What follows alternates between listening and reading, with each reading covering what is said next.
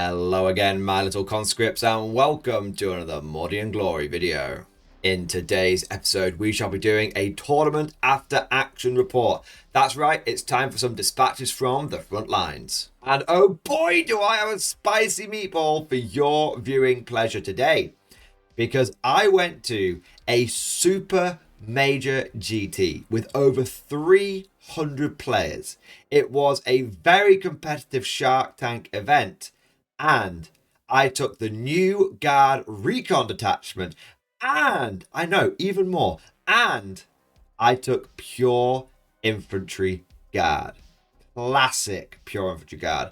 Wave after wave after wave of guardsmen charging forward, bayonets and balls at the ready. And let me tell you, it was an absolute blast and very tiring, but one of the most fun that I've had at a tournament in a very long time. And so without further ado, let's not mess around today, boys.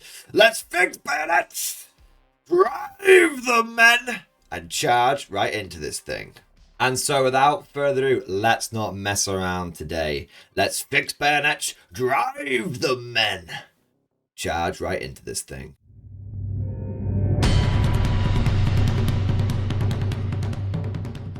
As is tradition, I want to start off with a few thank yous. Firstly, I want to say a big thank you to the tournament organisers for this event. This was a 300 plus player event and it went absolutely seamlessly. Round timings were on point. There was plenty of breaks between rounds. Normally you get like 15 minutes between each game, but there was actually half an hour. That made a big difference. It meant you could actually take a moment to catch your breath before going into the next game. When you're playing at such a big event and it's very competitive and it's across 2 days, having that extra time to rest is really appreciated. Honestly, Manchester Super Major is part of the UKTC sort of LGT sort of tournament circuit. And I just have to say, these are the gold standard of Super Majors for me now. I've been to a few different big events, and the format and the seamlessness of the ones like Manchester and LGT have just got so good. Over the years, they've just refined the formula, refined the formula, refined the formula again. They've made loads of improvements and it just works now. So if you're looking for a really big event and you want one that you can just get to grips with, have fun with, and just experience Warhammer on a crazy scale, then I highly recommend the UKTC events like Manchester GT, like Leeds, like London GT. They're all really good. Of course, I also want to say a big thank you to all of my opponents. I played 5 fantastic games and the level of sportsmanship on display was incredible. Everyone was a gent, everyone was fun, and everyone just got it. So big thanks to all of my opponents. You made this one of my favourite events yet. But with all of that said, now let's get into the video proper and we'll begin with the list overview. So as per usual, I have made a separate video getting into the nitty gritty detail of what was in my army list. And I'll make sure there's a link to that video down in the description below. But for those of you who just want a quick summary, here is what I was running. I had a 2,000 point Imperial Guard army in the Recon detachment. The theme for the army was it was meant to represent 1 battalion of the Guard. So it consisted of 3 companies and each company consisted of 3 platoons. Specifically, I would take a unit of Cadians, put Cadian Command Squad and a Castellan on them. That would be 1st platoon. And then I would have 2 units of Death Corps of Krieg. That would be 2nd and 3rd platoon. And then I'd have a unit of Specialists in there and they were the Kazakhim. And then I did that 3 times. So it was 3 blobs of Cadians with command squads with an extra officer. And then it was 6 squads of Death Corps of Krieg. And then it was 3 squads of Kazakhim. To round the list out, I had 2 5-man squads of Scions for doing secondaries. I also took a commissar on the list, but interestingly, this wasn't for doing secondaries. This was to help me with battle shock. I played a couple of practice games with Guard blobs, and I noticed that with them taking so many more casualties, often you would have some shattered remnants around that, well, would struggle with battle shock at a key juncture. So having a commissar who could have that 12-inch bubble of, if you try and run away, I'm going to blat you, was actually something that I wanted to try out. And you know what? I'm just going to mention this now because I might forget to mention it in the specific battles, but it actually came up every single game. And I found, including just one commissar on my list, to do his thing was actually a very useful tool to have in the toolbox. Oh, and one other thing to mention, just a quick clarification. In 2 of the Cadian blobs, I had Castellans. In the 3rd one, I had Creed. And one thing that I think is important to mention about this list is it's a lot of frontline infantry. Now, that might sound kind of obvious, but bear with me.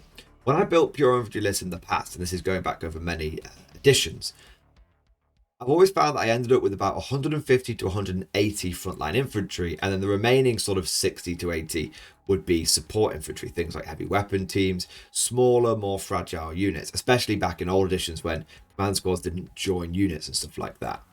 And that was always a bit of a problem because you would have almost an inflated body count where you're like, yes, I've got like 250 people in this list, but actually only about 150 to 180 of them are actually pushing on to the objectives.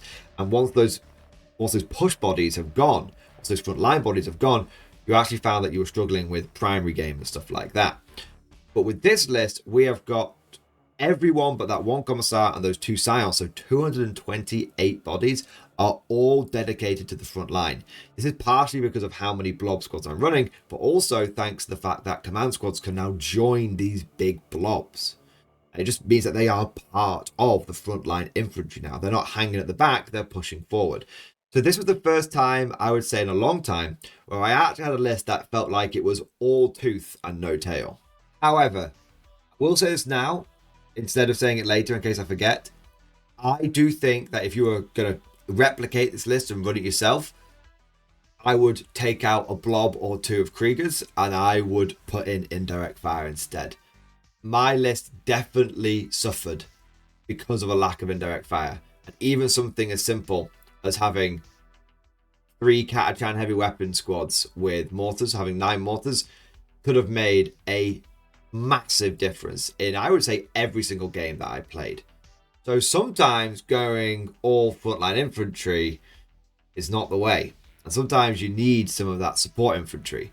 And so it is definitely a fine balance. But with all of that said, now let's move on to the lay of the land. So what was the format of the event and how competitive was it?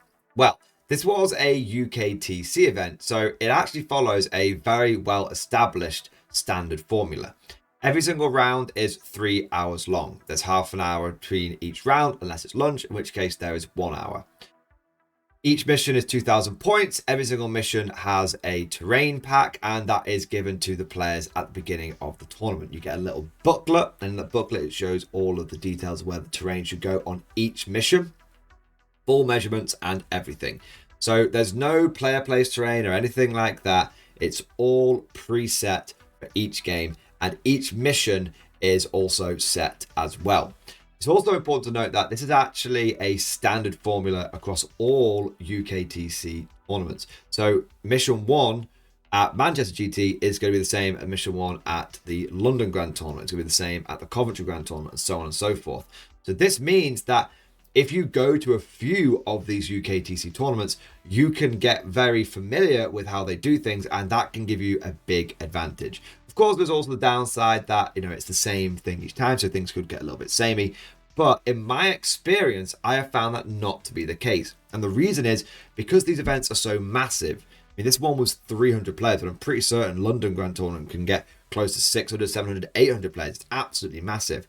Because there's so many players, there's so much variety in what you face. I did not face the same army once this event. And if some of you have been watching my other tournament reports, there's been times when I've faced like this. I've faced like Chaos Knights like 3 times in a row, and it just, I just couldn't take it. Do you know what I mean? So, yes, the mission format and the terrain is very standardized, but what keeps it fresh and interesting is the scale of the events and the variety of players and armies that you encounter. Speaking of the players and their armies, I'm just going to say it, this was an incredibly competitive event. Everyone was running good lists. Everyone was a tournament veteran. I'm not talking they had 1 or 2 tournaments on the belt. I'm talking they had a dozen or 2 dozen tournaments under their belt. I would say if there was 5%, 10% of the players there that hadn't been to a tournament before or had only been to 1 or 2 tournaments before, that would be being very generous towards it. Looking around the hall, I saw many familiar tournament faces. There were some big names there. Big shout out to the Fireside Podcast and David Gaylard and Vic VJ. I think they were both there. And we also had people like Vanguard Tactics were there.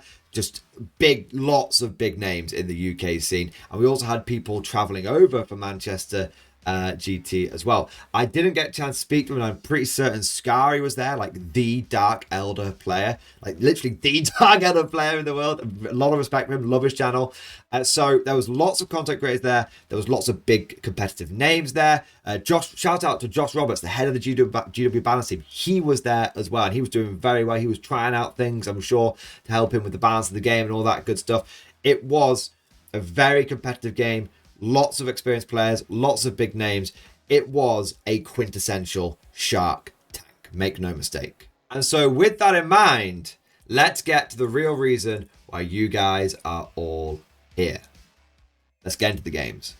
So going straight into game number 1, I play against Matt and his Dark Eldar. In his list, he has got a couple of units of Talos, the big unit of Grotesques as the sort of more tough units. He's also got a Court of the Archon in a Raider, a couple of units of Scourges with the Haywire Blasters, and we've got a unit of Cabalites and a couple of units of Mandrakes and a couple of units of Witches inside Venoms, and they've got one of them's got Lilith and one of them's got a Succubus. All of this was inside the detachment that allows you to jump back inside the transport, so not the real Space Raider one. The mission for this game 1 was Terraform, and we were doing sweeping engagement and swift action.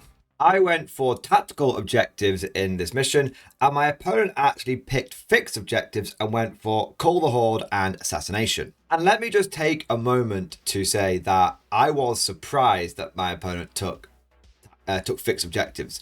Not because it was a bad move, but because I can't remember the last time anyone took fixed objectives. I feel like a lot of people just autopilot into tactical. I know I certainly do. I can't really be bothered being like, oh, I'm going to try and pick fixed and all that and the other.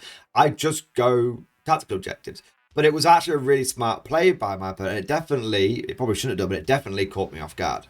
This was an immediate lesson learned for me. And I just want to go on a little side note here. It's relevant to the whole tournament. The number one goal that I had for this event was to stress test Recon, was to learn as much as possible about the Recon detachment, because I'd played a practice game with it and I'd done a battle report with Recon, and I had a very good time with it, but I appreciated that I had a very limited experience with it at this time. And so the whole point of this tournament for me was to learn lessons about Recon so that I can improve my game with it in the future. So I genuinely didn't mind. This is hand on heart, and there's no foreshadowing or anything, by the way. I genuinely had made the mental decision that if I lost every single game at this tournament, but I learned a lot, that was my personal win condition. So I don't care about winning or losing games in this event. That doesn't mean I'm not going to try and win. Of course, I'm going to try to win. A, because I still want to, and B, because you want to respect the person at the other side of the table. If you're just not caring in a game, that can actually make the game worse for the other person, even if they get the victory. But my number one goal, my personal measure of victory was, did I learn Recon inside and out by the end of this event? And if you want a little bit of foreshadowing, I can say that I definitely stress tested this thing. Oh my God, I don't think we could have had a harder tournament for Recon. And also, mission accomplished, because I learned a lot about this attachment, and a lot of theory didn't meet reality, and a lot of suspicions were confirmed. But with that said, let's get back into the game. So I knew that this was going to be a very difficult matchup for me because my opponent didn't have a lot of shooting, and he was mostly an assault army. And another big thing that I knew about Dark Elders, they've definitely got volume of melee attacks. Those witches can put out an insane number of attacks, and the thing is, they can jump out, delete something, and then jump back into the transport. Because I didn't have any indirect fire, this actually made it quite difficult for me. So I wasn't actually too worried about the Talos I do have a bit of an irrational fear of Talos because of previous editions where they were literally unkillable, but I wasn't too worried about the Talos. I can handle them. I wasn't too worried about the grotesques. I can handle them. I was worried about the fast-moving, slippery, high-volume units. And there were a lot of those in this list between the Court of the Archon and the Witches and other units. This was going to be difficult. I essentially didn't have an army rule this game. Not an army rule, a detachment rule. I essentially didn't have a detachment rule this game. I maybe got the benefit of it against a handful of splinter shots.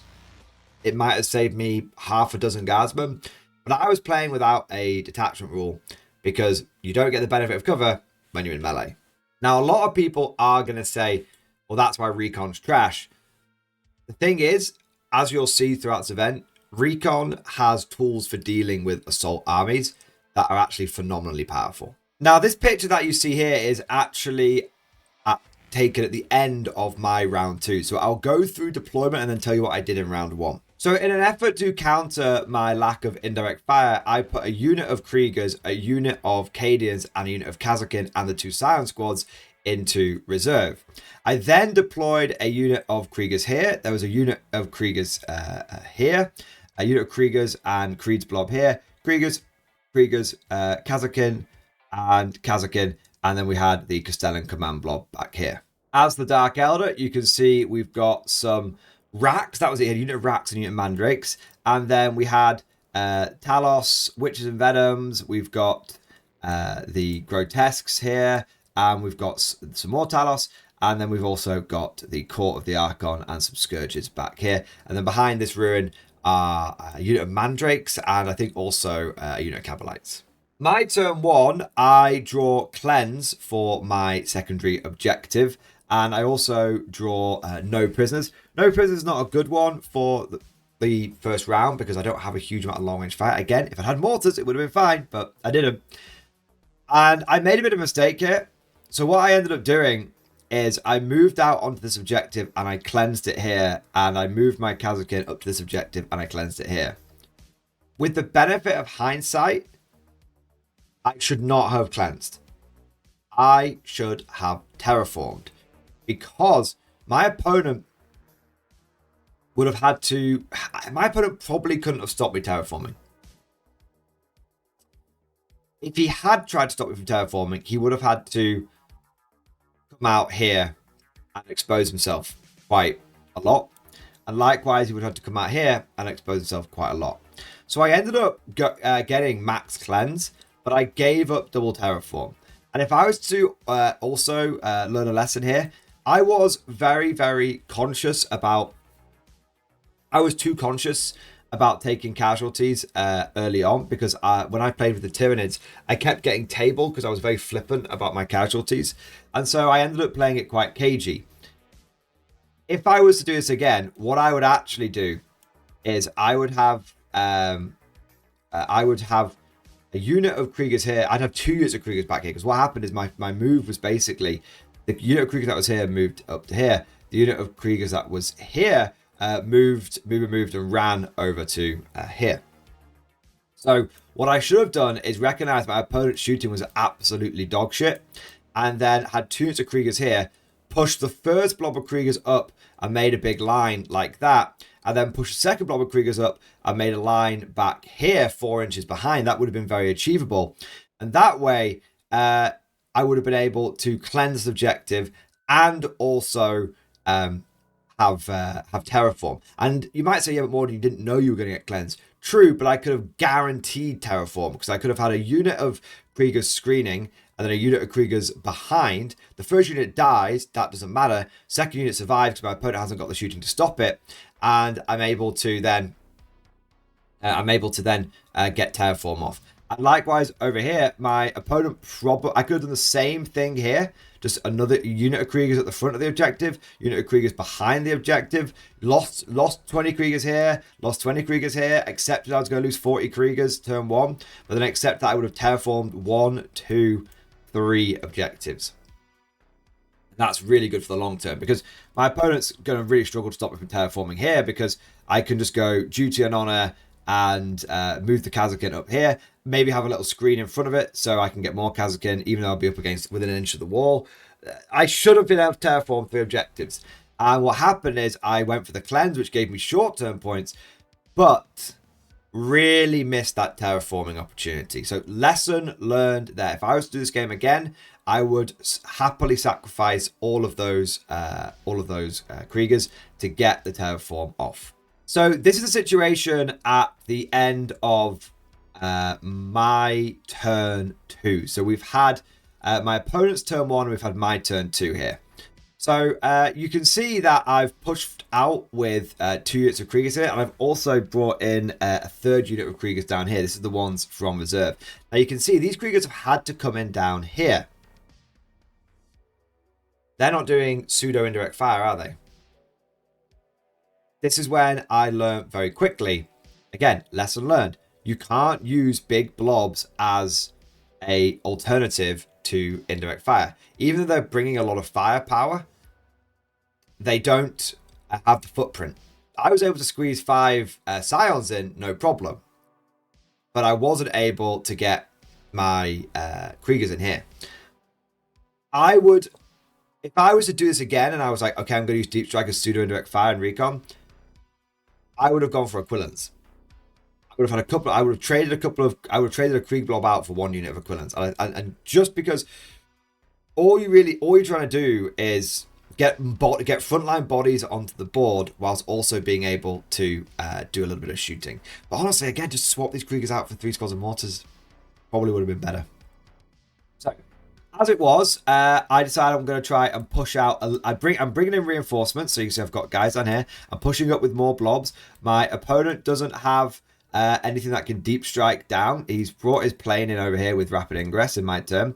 So I'm like, you know what? I can go for a bit of a push here. So you can see I'm staging my blobs up nicely. Cadian blob that was on my backfield ruin here has pushed forward to here. I've got Kriegers, Cadians. I'm making a front line here, staging up with everything behind. However, another mistake here. I did not need 2 blobs to achieve this wall. I could have achieved this wall with 1 blob. This is losing 2 blobs of Kriegers when I only needed to lose 1.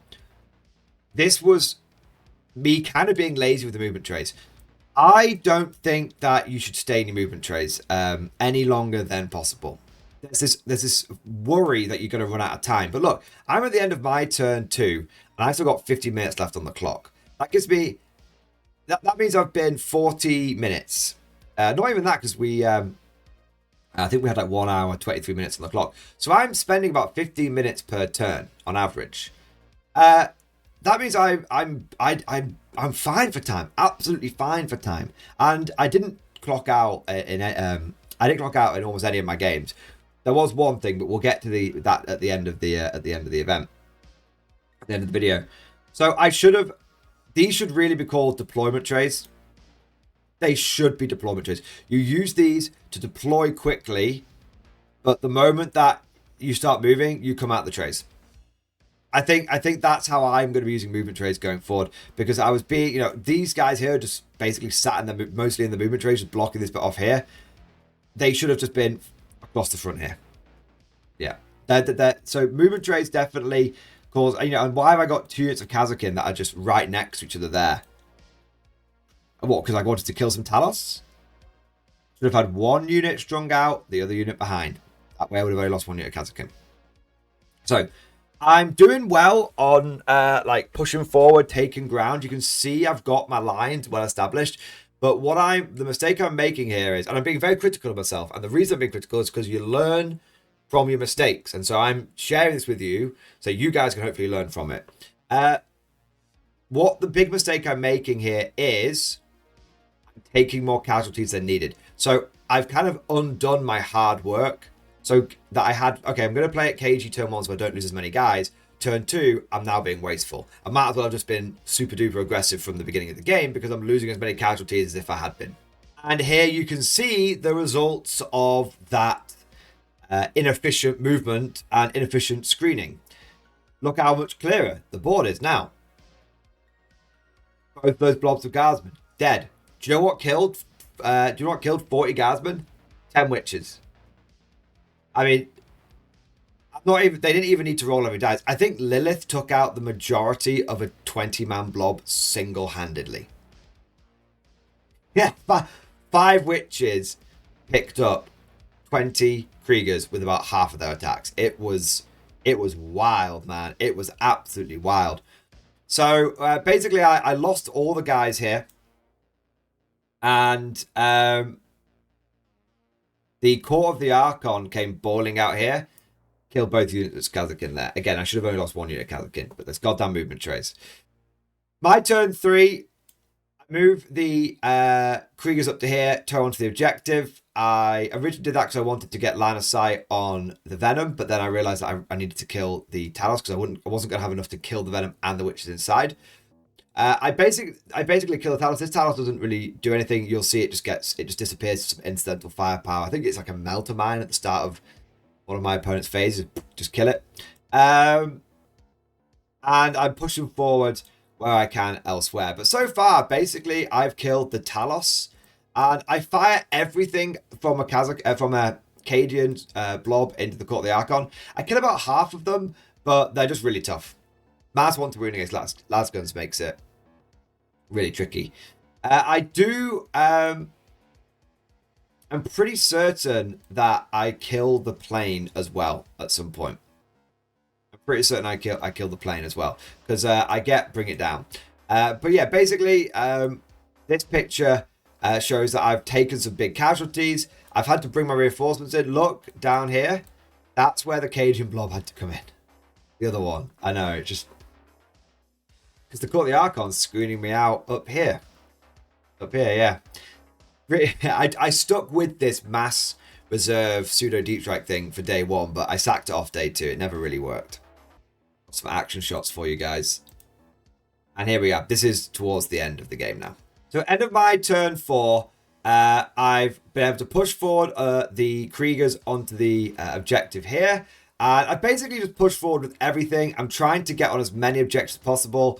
I'm trying to stop my opponent from scoring primary. He's basically maxed out because he kills this blob here. He basically maxes out Assassinate. Well, in fact, I was probably a little bit flippant with Assassinate. He had got Assassinate for 4 points here, and he got Assassinate for another 8 points over here. Again, another mistake. I was playing very sloppily this game. I pushed on this objective because I was like, I want to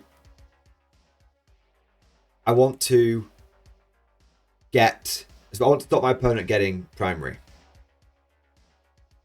And I should have recognized that by doing that, I would have stopped him getting maybe like 4 points. But I was giving up 8 points because of these 2 officers here. Yeah. That could have made a big difference. But I am just running low on bodies at this point. I mean, I've got like 20.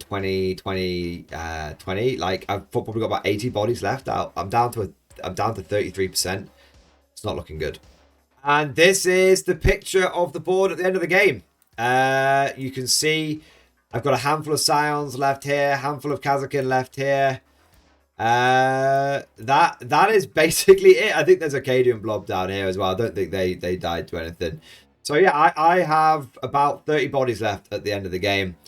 The Eldar just I haven't done enough damage to them. And the reason is that because they're just jumping in and out all the time. I'm lacking the indirect fire. And I'm just getting absolutely slaughtered. Now, to be fair, at the end of the game, it was actually really, really close. It was really, really close. So it ended up with... It was 79 points to the Guard. And it was 82 points to the Dark Elder. So that's a very, very close game. I think that I could have definitely won that game if I had been better with my screening here and if I had terraformed. Now, speaking of terraform, there was a bit of a mistake that was made. My opponent terraformed on the objectives on the final turn of the game. And it turns out that you can't do that. So my opponent actually got 6 points at the end of the game, which he couldn't have got. Now, I didn't know this. My opponent didn't know this. And I'm going to tell you right now, there was no hanky-panky. There was no untowardness from my opponent. Nothing like that whatsoever. It was just a genuine mistake. And I didn't learn about this until day 2. And by that point, it was far, far too late to correct anything. And the only reason I learned this is because I was chatting to one of my mates. Shout out to Will from the Disgusting Resilient podcast there with Aidan. And he said, oh yeah, my opponent got 2 points on Terraform at the end of the game, which won him the round 1, and he couldn't do that. And I went, what do you mean you can't do it? He went, yeah, you can't Terraform you can't Terraform at the end of the game. It's just not possible. It's just, I don't know the rules why, but it's just not. And I was like, oh, okay. So my opponent actually won by 3 points, but those were 6 points that shouldn't have happened. So it should have been that I was ahead by 3 points. But mistakes get made all the time. And if I'm going to be honest, I think maybe, I would say over half of the people at the tournament made that mistake. I know loads of people. I was chatting to StarCap007, big shout out to him, a member of the community and good mate in real life. He made that mistake as well. I think it cost him his first game as well. I think it's just a blind spot. I think it's a blind spot in the community. And remember, this is a Shark Tank. These are experienced players. It's just one of the things that I think people get wrong. And it's an honest mistake. So it probably should have been 3 points ahead for the guard. But that's a mistake. These things happen. No one ever plays a perfect game of 40k. And the other thing to bear in mind is that if we look at this from the perspective of different scoring systems, you know, you've got, this is a very close game under GW points. It's a very close game under UKTC points. But if this was WTC, where you've got to be ahead by at least 5 points to get a win, this would have been a draw. So it just goes to show that Recon into an army which has got a lot of volume, is assault based, still can get the job done, and it can still make a very, very close game out of it. And let's put the score to one side for a second.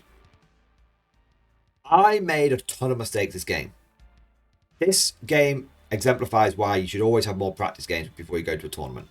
I made a ton of mistakes this game, and truthfully, I probably deserved to lose this game because I was playing so sloppy with my movement, with my positioning. So it was definitely a bad one for me. But lesson learned, Recon can play into assault armies and it can give it a good go. And we'll see that later on in the tournament as well. So game 1, lots of lessons learned. A tough matchup, but a very, very close game. I just want to say a massive thank you to my opponent because this was the first time that I'd got to play Dark Elder in a while. And they're spicy. People give them a bad rep, but they're spicy. I see them as a very consistent, a very solid 3-2, 4-1 faction. Moving on to game number 2, and we got to play against Tyranids. On one side of the board, there is wave after wave of soulless, emotionless killing machines. And on the other side of the board, we have the bugs. This was possibly my favorite game of the entire event because there's nothing like a guard versus Tyranid game. It always feels good. It always feels right. And I was getting serious like Klendathu drop vibes from this because I'm just running loads and loads of infantry and my opponent's actually got like a mixture of big bugs and he's got some little bugs in there as well. Also, I think this is quite a funny role reversal. Normally in the lore, it's, you know, the guard holding out against never-ending waves of Tyranids, and this time it was the Tyranids who were getting swarmed by the guard. My opponent in this game was a lovely chap called Simon. In his list, he had one of those big Norm bastards that gets a big feel no pain on an objective, and he picked the middle objective for that. He had a couple of Neurolictors, one here and one here. Big unit of Gene Stealers with the Broodlord. I just want to say I love that he's got some of those Space Hulk Gene Stealers in there as well. They're some of the coolest models. A couple of units of Gargoyles, a couple of Tyrannofexes, which weren't going to be very useful in this matchup. In fact, there's something very silly about a Guardsman getting utterly obliterated by a Tyrannofexes and Impaler Cannon and then just coming back from a medic. because they only fire 2 shots when they kill 2 guys. The Kriegers bring them back as D3+1. And then we had the things that really worried me. The Geniuses really worried me because they're very much a blender unit. They got a lot of volume. But then we had the units that really worried me. Giant unit of Tyrant Guard with a Hive Tyrant and a big unit of Zonothropes. And they've got blast weapons. And against some of my blobs, they're going to be getting me like blast +5 because I've got a 20-man blob plus a command squad.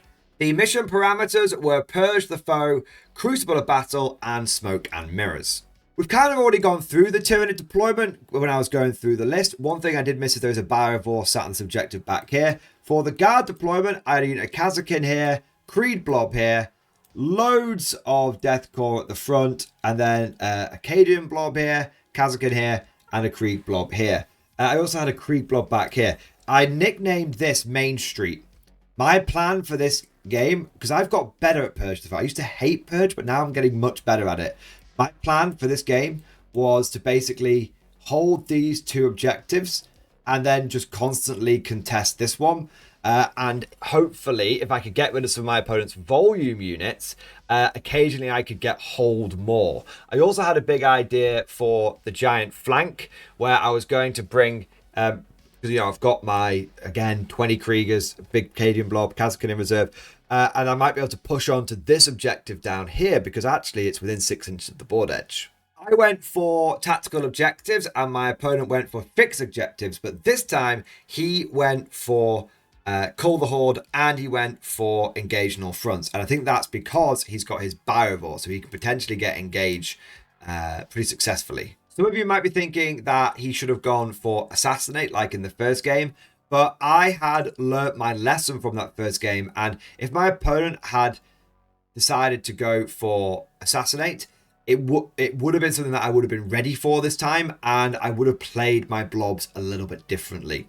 I can happily sit back here with these blobs just firing down Main Street onto this objective. I can sit back here with the Creed blob firing down this firing lane. I can just happily sit here and use them for a couple of turns as just order monkeys and worry about their firepower later, because I knew my opponent didn't have as much volume in his list. So not going for Assassinate was, in my opinion, the right call, because this was game 2. I now knew how to kind of play around that risk in my list. With all units down and deployed, it was time to see who was going to go first, and the Tyranids won the roll-off. This picture here is taken at the end of Guard turn 1 and just at the start of Tyranid turn 2, so they just moved the non-emissary out.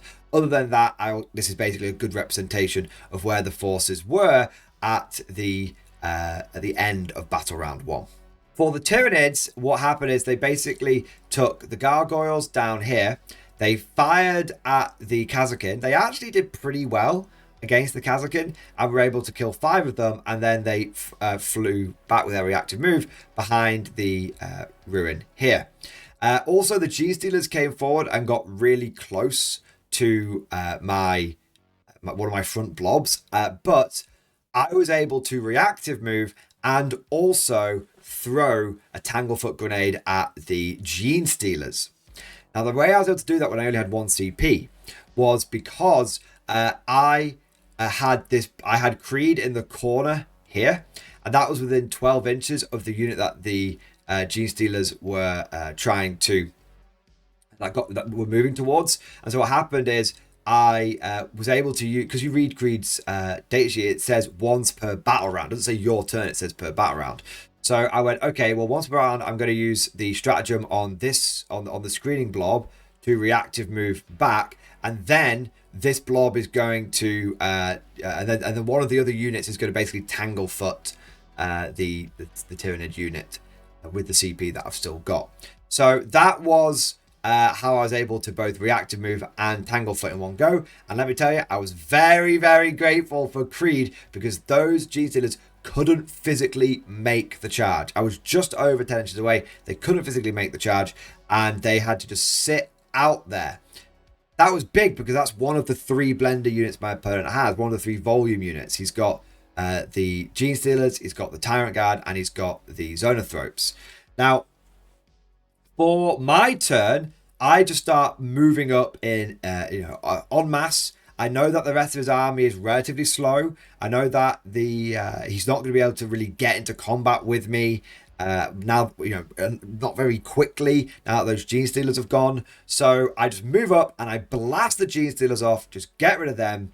And then I also move the Kazakin onto this objective here with duty and honor, so that I have more objective control on this objective, so that my opponent at the beginning of his turn will only control one objective, and I might be able to end up controlling 3. I mean, I might not, but if these Kazakin can survive, then it means I'll have 1, 2, 3 objectives, which would be really good for Purge.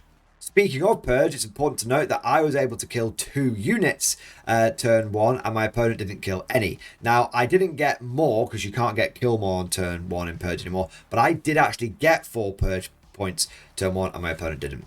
Now we get into Battle Round 2. This is a picture at the end of that. So this is a picture of Guard turn 2 and Tyranid turn 2. So in the Tyranid turn 2, the Gargoyles flapped over here. They shot the Kazakin, didn't do any damage to them. And so they were like, okay, I'm going to charge in because I really want to wipe these Kazakin out. So because he charged in, he couldn't then react to move, and then he did no damage to the Kazakin in close combat. That was actually quite big because it meant that those gargoyles were now exposed. I think that the problem my opponent had, the thing he was worried about, is those Kazakin can duty and honor, and they were being a bit annoying with having more OC on that objective than my opponent, or at least being able to contest it with 10 OC. As for the rest of my opponent's turn, really, he just staged. You can see that he's just staged here, staged here. He's ready for a turn 3 go turn. The only other thing is that he put the Norn Emissary on here so that it could have lots of OC and try and hold an additional objective. Tyrann Effects just move forward over here, but they're just doing no damage. And the Tyrann Effects here, that's literally just screening me out. That's all it's doing. It's a very expensive screening unit, but it's actually better at doing that than shooting me. Turn 2, I bring in one of the reserve blobs here. Strachan, representing a Castellan for now. I still love Strachan. I still think he's a great model. Still going to find any excuse to put him in my list. So he is a Castellan with a Power Fist. And Strachan came in, and his blob completely wiped away the gargoyles, which is good. Which is very good. And then I brought forward a blob of Kriegers, and you can see here, lessons already being learned. If this had been game 1, I would have been lazy. I would have had 2 Krieg blobs doing this whole screening thing. But I'd learned from my first game, 1 blob, and you can see how much... These guys aren't even fully spaced out, and you can see how much territory I'm covering. I'm basically, assuming I have a reactive move as well in the bank if I need it, I'm basically blocking off 2 main lines of approach. Maybe even 3. I'm blocking off down here, I'm blocking off through here, and I'm blocking off around here. So one of these Krieg blobs can cover a huge amount of ground, and I'd learnt that from the first game. Only other thing to mention is I picked up the Neurolictor here. I threw a Melter Mine at it, and then I shot the crap out of it with some Krieg special weapons. And I also was able to do a smattering of damage to the Norn Emissary, but it was mostly alive. Big thing here is the fact that I have once again stopped my opponent from controlling more objectives, because he's still got the Neurolictor on this objective down here. And you can see I've moved my Kazakin off it, because I was like, there's no point in just having them there where the Neurolictor will just be able to come in around, sort of kill them and just do what he wants to them. So what I ended up, and I had to fall back from when I was being mobbed by the gargoyles. So what I ended up doing is be like, okay, I'll fall back with the Kazakin here, preserve that asset, and then I'm going to be screening out with these Kriegers anyway, so I'll put the Kriegers there, so my opponent will hold 2 objectives, and I'll hold 2 objectives. Obviously he'll deal with these Kriegers, and so he won't be getting hold. He won't be getting hold of more. So again, I'm getting a little bit better with preserving my forces. It would be very easy for me to just move these around here, and then the Tyrann Effects comes out and kills them, or the Neurolictor comes out and kills them. But I pulled them back, I preserved them, and they would then be able to hopefully do something else in future turns. Turn 3 for the Tyranids, and they have a go turn. The Norn Emissary and the Tyrant Guard crash into the 20 Guardsmen screen. I do use the reactive move aggressively this time to make sure that I actually push forward. so that the Tyrant guys wouldn't be able to just overrun into the next line of infantry. The Zonothropes come down here and they blast into the Cadian squad here. But the Cadian squad, a lot of them are like hidden from the Zonothropes sort of line of sight. You can't see a lot of the unit. So as a result, I'm getting cover on a lot of models, and so I've got cover.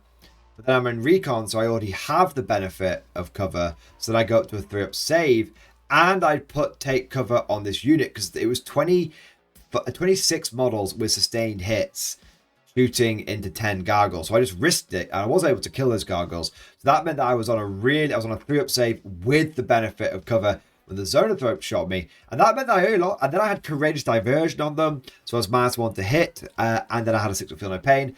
And so I only lost like 10 guys from the Cadian blob. I lost 10 guys. Then it goes over to my turn. I do move forward with the Creed unit. They do get overwatched. My opponent gets quite lucky, and you can see just brutalize Creed's unit quite badly. But the important thing is all the special weapons survived. And then I pour every last shot from this part of the board here, pretty much every last shot that I had, into the Norn Emissary, because I've got area denial. So I want to do this to get 2 victory points, essentially. I thought about not doing it. I did think about going after like the Zonothropes or something, but it's a big beast. It needs to die, and I know that it's just going to start causing me issues and tying stuff up because I'm not particularly well screened here. So I just need to go for it and kill it. Now it does come down to the very last bolt.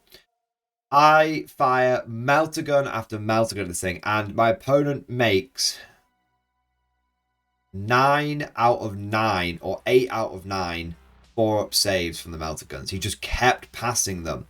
And it was interestingly, it was things like plasma pistols and stuff that were actually like doing a bit of damage here and there. And I threw grenades at him, and it came down to the fact he had 1 wound left. He'd already used a CP reroll, and he had 1 wound left. And this this Krieg blob down here, which didn't even have take aim on it, just coming from reserve, fired into it. And he saves the shots from the plasma. He saves those. I'm not in metal gun range. He saves the shots from the 2 plasma guns. And so it comes down to the las guns. And I've got 14 las gun shots. I end up getting 2 wounds. I'm like, come on. He rolls a dice and he rolls a 1. He can't CP reroll it, but he does have a 5-up Feel No Pain. He rolls the dice. He doesn't get the 5-up. And a single lasgun bolt enters the eye socket of the Norn Emissary and scrambles its brains, blows them out the back of its head. And as I always say, it always comes down to the infantryman and his rifle. I have to say, as epic as that moment was, I think what really helped me get over the line with the Norn Emissary was the fact that Creed squad threw grenades at it.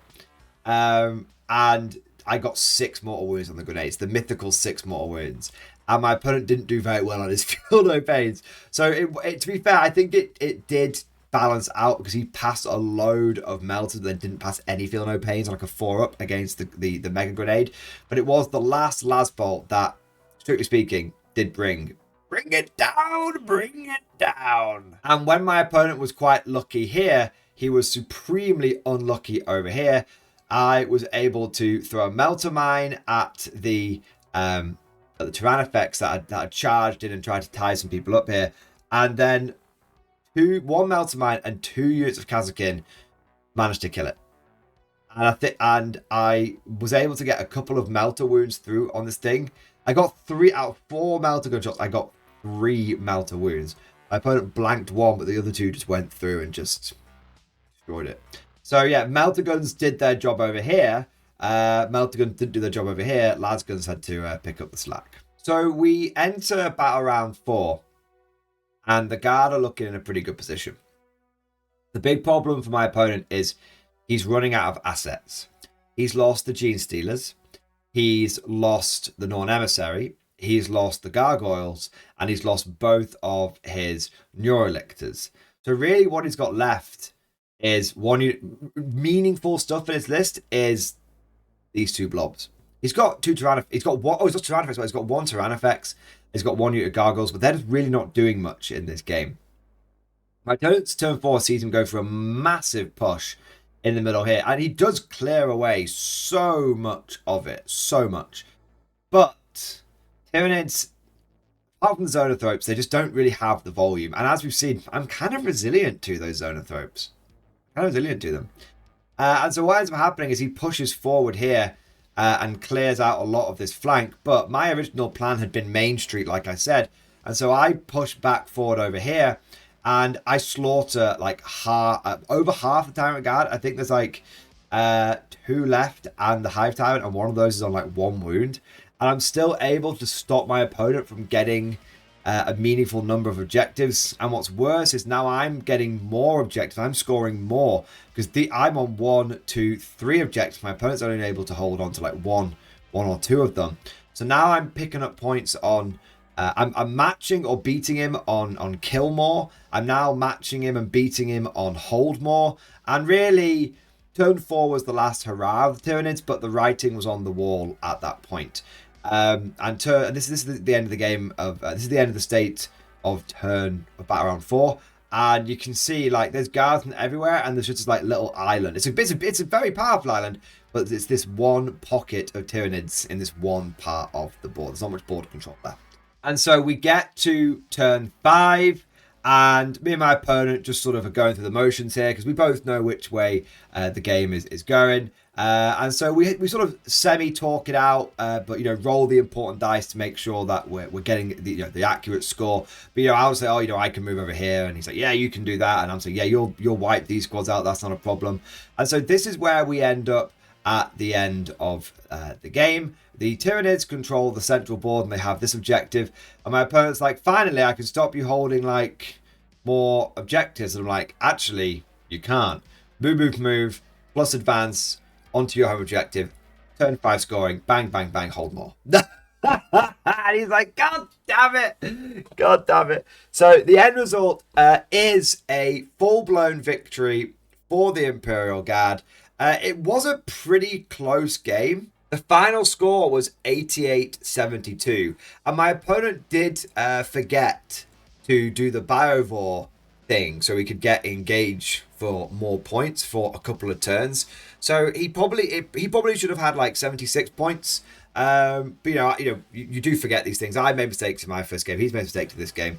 Either way, it wasn't an absolute smashing. My opponent got a very respectable score. And it basically just came down to the fact that he didn't have the volume and he wasn't a pure assault army.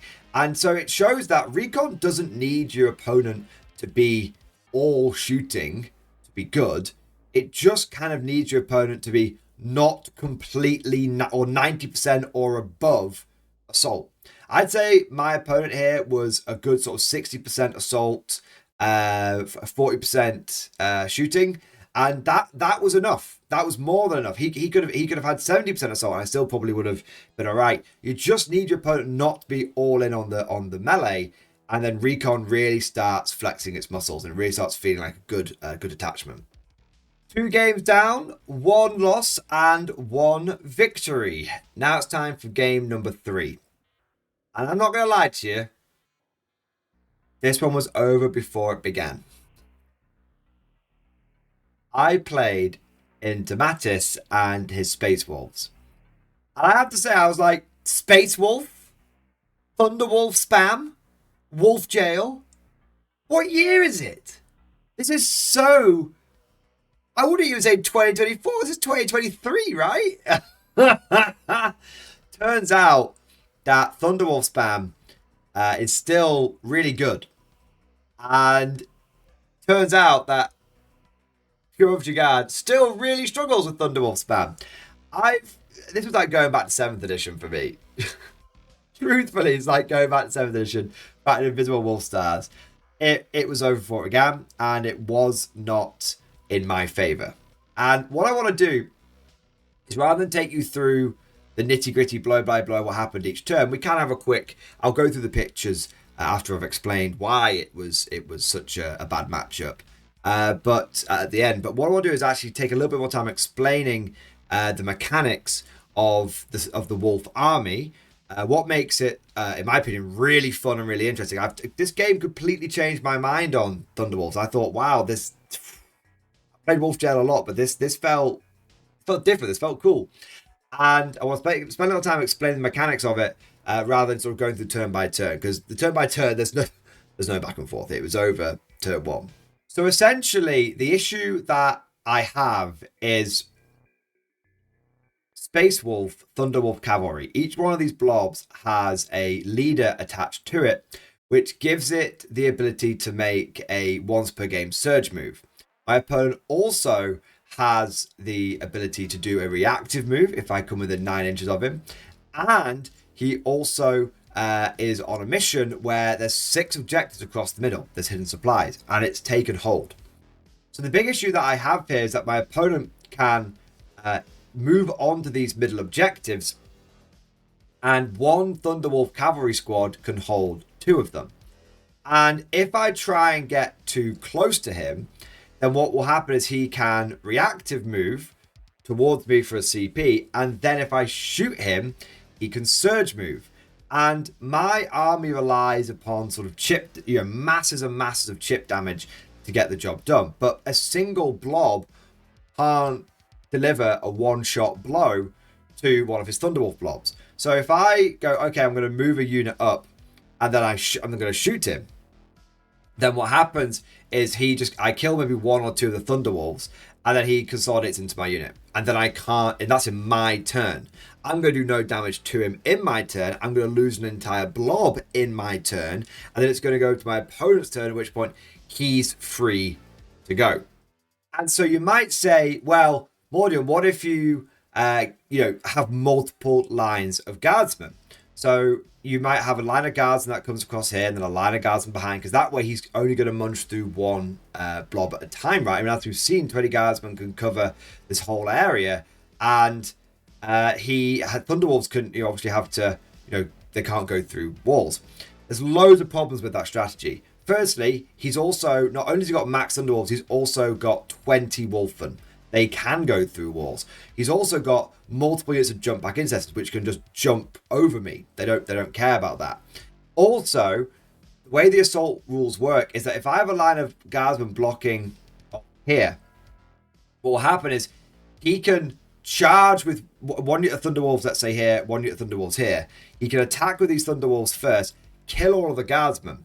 And the other unit of Thunderwolves can go, oh, well, I charged, therefore I can be activated. They can then pile in 3 inches because they get to make that pile in move, and then they can consolidate 3 inches onto objectives at the end of a combat. If you can consolidate either onto objectives if you can't consolidate to a fresh combat. So I can't slow him down, and I might be misunderstanding the assault rules there. So correct me if I'm wrong. So I can't even slow him down. So I can't get too close to him, because if I do, he'll reactive move right into my face and then surge move. And if I go too close to him, then he could just basically munch through me. And he's got the volume, and he's got basically a grenade launcher, a frag grenade launcher on every single Wolfen. So that's 20d6 plus blast shots. He's got volume in combat, he's got volume in shooting, he's got speed, he's got reactive moves. You might say, but Mordian, you can reactive move. I can only reactive move in, obviously, my opponent's movement phase. So I can't move up. He reactive moves, and then I reactive move. It doesn't work like that. I have to do it in my opponent's movement phase. So it's just utterly boned. No, it's utterly, utterly boned. The only thing that I would say might give me a chance here is if I started, and I made a decision, because I want to try and pull my opponent in multiple directions so he doesn't have great force concentration. So I put my usual amount of stuff in reserve. Benefit of hindsight, I think maybe just having everything on the board to go, and then my opponent moving out, and then me just being like, okay, blast, blast, blast, blast, blast. Maybe that would have helped. But the issue is just terrain. He puts a unit of Thunderwolves behind here. I can only see him down this very narrow corridor here, and I can only fit so many models here. And if he goes up to here, which he did in the pictures, you'll see, he can then, if I move within 9, he'll come through into this gap. So the terrain allows him to stage up incredibly effectively, limits my line of sight, because we're also playing on, if this was Dawn of War, it would be different. If this was diagonal deployment, it would be different. But it's the combination of the fact there's 6 objectives, not 5. The combination of the fact that he's got multiple surge moves and a reactive move. And it's a combination of the fact that the deployment means that I can only approach from very limited angles. It's just a bad matchup at every single level. The one chance that I might have is going first. That's the one chance I might have. Normally you don't want to go first, but the one chance I would have is if I go first, then what I can do is I can at least slow him down here. Because I can go 50, I can go move, plus my move, I can go block across here.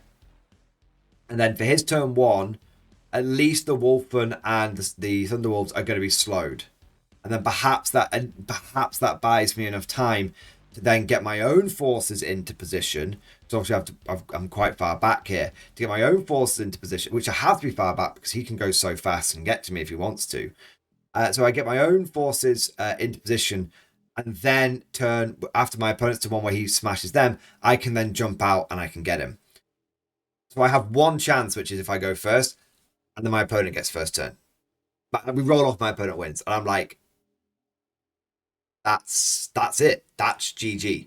So I'll take you through the picture so you guys can see, but I wanted to explain why this was so difficult for me. I guess the big question is, what would have made a difference? I think there's 3 things that would have made a big difference here. 1, Bulgrin. After playing so many assault armies this weekend, give you a hint, basically every single one was assault army. The Tyranids was the least assaulty one. That still had a lot of assault units. I think Bulgrin, even though they're overpriced, are actually still very important because you need to be able to have a brick wall. These guys can munch through 20 guardsmen easy. They will just bounce off Bulgrin because they're all damaged 2 in melee. So it's like, oh, everything's damage 1, and I've got a 4 from vulnerable save and 6 of feel no pain. Okay. So Bulgrin would have made a huge difference here. Having units that can do massive damage in 1 activation would have made a big difference here. We're talking like battle tanks, talking like Scion, Gigablobs, stuff like that. My opponent had just come off getting tabled in like 2 turns by Bridgehead. And thirdly, I think just having indirect fire.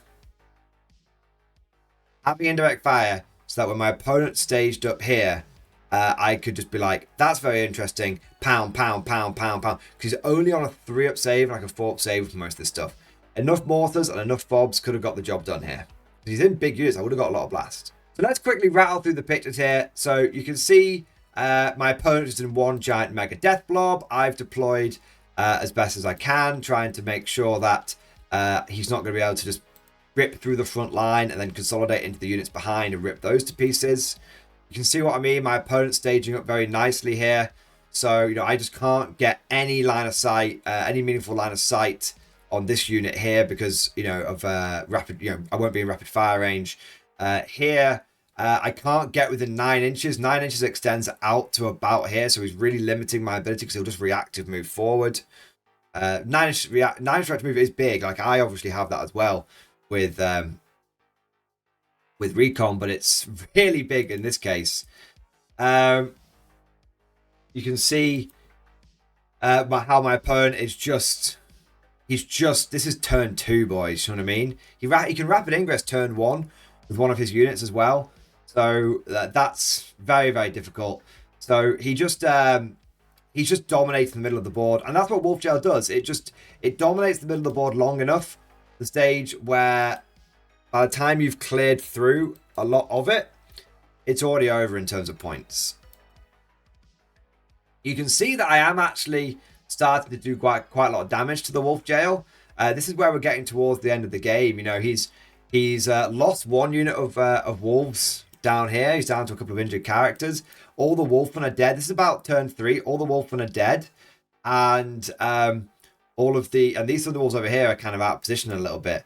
So it wasn't going too bad. Like I gave it a really, really good go, and you can see this is actually what the game looks like at the end of turn 5. This is the end of the game.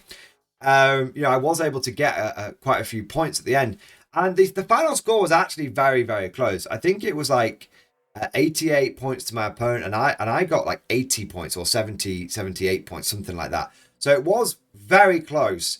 And I think what I could have done differently in this game is maybe with what I had is, again, maybe started with everything on the board. Lesson learned. I think I lost this game, and I made every single game day one very difficult for me because I was just really, really focused on stress testing the whole opening up the second front. So this is something I talked about. It's something I talked about in the armor list overview, but I have all of these things going in reserve because I wanted to like replicate an old tactic from previous editions where you could put loads of reserve and you could open up a huge second front, and that could really catch your opponent off guard. The problem is basically the smaller board sizes stop me from doing that. The last time I used a tactic, it was in like 8th edition, and it was really effective because it was like everything, you were on a 6x4, so there's that extra room to bring stuff in. Frankly, on a 6x4, it's just too cramped. And I think it's reporting for duty, sir. Maybe giving assault arm, sorry, not 6x4. 60x44 is too cramped. And I think this is a good example of assault armies are so prevalent right now because they can just get into assault turn 2. It used to be assault armies took till turn 3 to get in.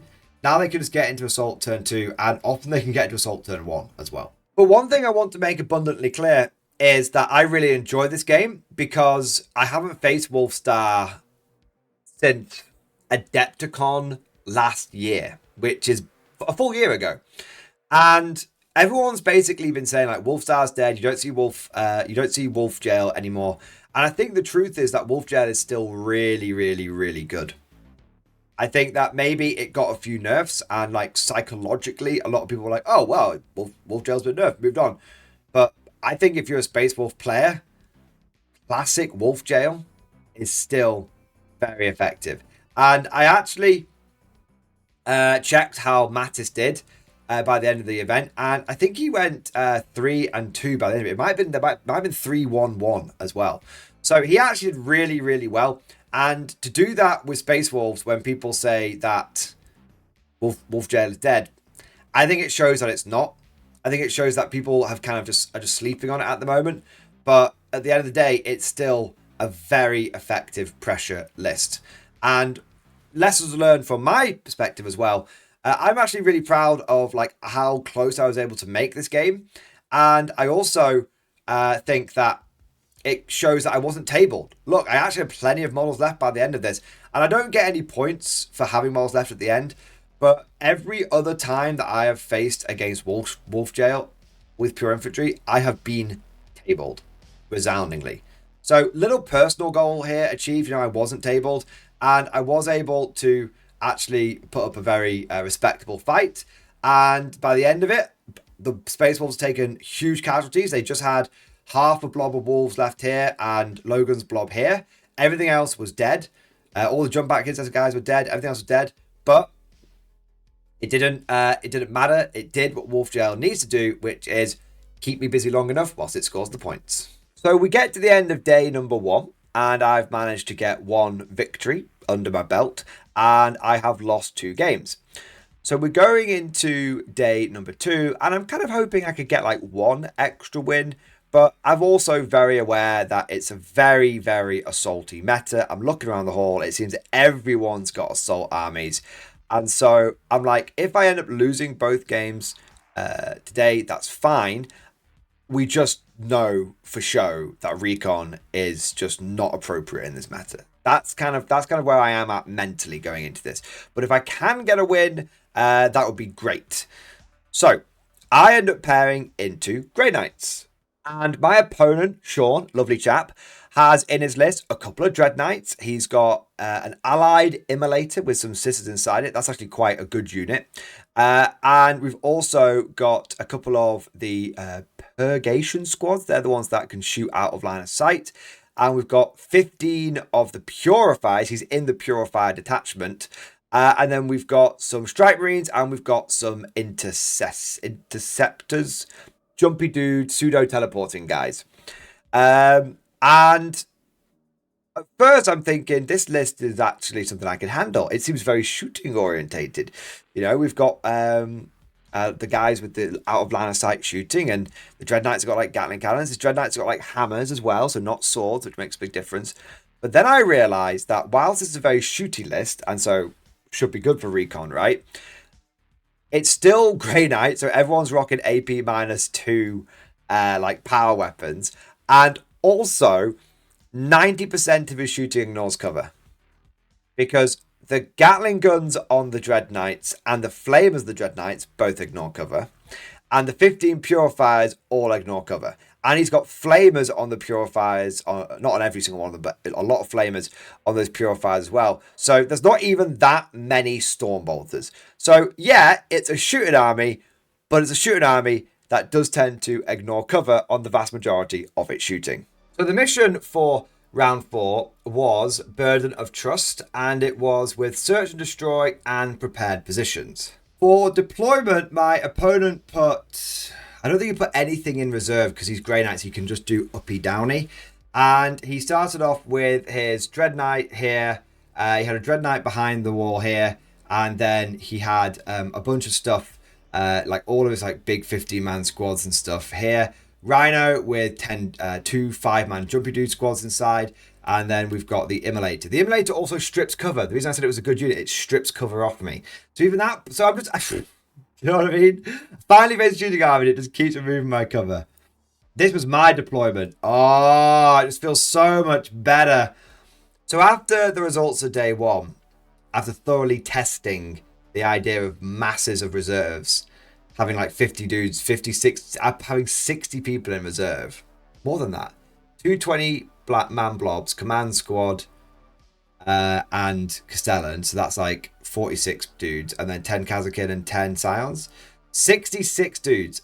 Execute order 66. So after having loads of stuff in reserve and just basically coming to the conclusion that it doesn't work, this time, and this is both games day 2, I only put the Scions in reserve. Everything else started on the board. I'm going to tell you right now, it just felt better.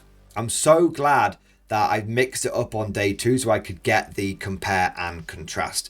If you were to do this style of army, do not be tempted to put big blobs in reserve. Obviously, there's always matchups that change change the dynamic of things.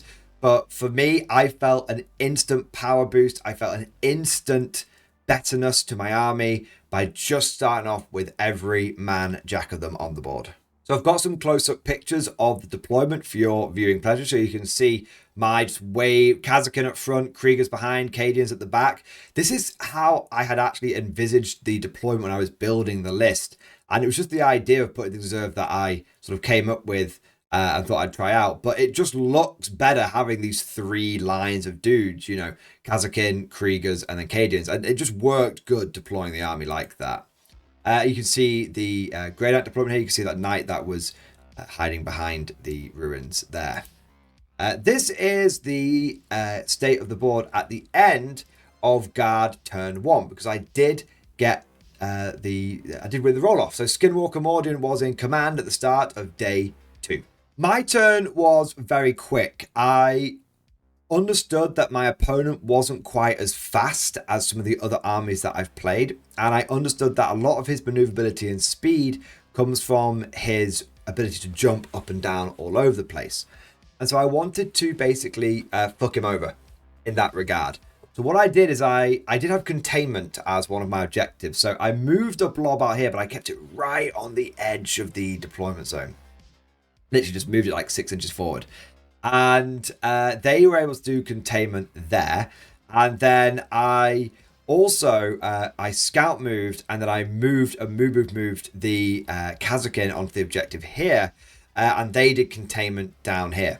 And this, so this blob is very, very well protected. It's tucked into the corner of the room there. And this blob here is protected. It's out in the open, but it's protected from being assaulted because it's so far back. And also it's protected from things deep striking down and diddling it because these Kazakin here are in a position where they're on the objective there, and they are screening out the back of the board there. And then I took a big unit of 20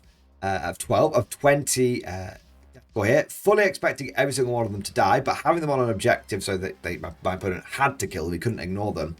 And they were the target for my scrambler field. So my opponent could deep strike within 12 inches of this entire blob. So there's only one place that my opponent can come in. That is this corner down here. And so that is what he does. So this is a picture of the end of my turn 2. So I'll take you through what happened in my opponent's turn 1 and then my turn 2. So he brings the big squad of purifiers with the flamers with Crow down here, and he shoots into the Kazakin. But the Kazakin haven't used their warrior elite ability yet. So in my opponent's turn, I go, I'm going to order myself, because you can do it at the start of any phase now. It's really useful. I'm going to order myself to have take cover.